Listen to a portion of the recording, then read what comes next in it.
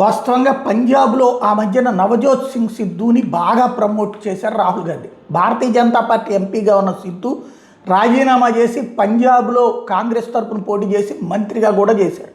వాస్తవం ముఖ్యమంత్రి అవ్వాలి, కానీ అకస్మాత్తుగా అమరీందర్ సింగ్ని తీసుకొచ్చి ముఖ్యమంత్రిని చేసుకొచ్చాడు రాహుల్ గాంధీ. ఆ తర్వాత అతన్ని పక్కన పెట్టేసి ఏది సిద్ధుకి అమరీందర్ సింగ్కి గొడవ వస్తే మరొక ముఖ్యమంత్రి క్యాండిడేట్ తీసుకొచ్చి పెట్టారు. ఈ అంశం తర్వాత సిద్ధు బాగా దెబ్బతిన్నటువంటి పరిస్థితి.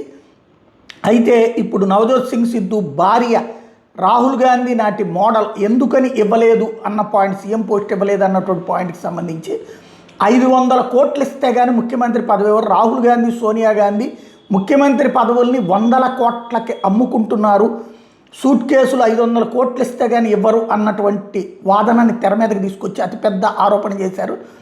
హర్యానా బీహార్లో దెబ్బకు కూడా ఇట్లాంటిదే కారణం అన్నటువంటి పాయింట్ని మెన్షన్ చేసుకొచ్చారు.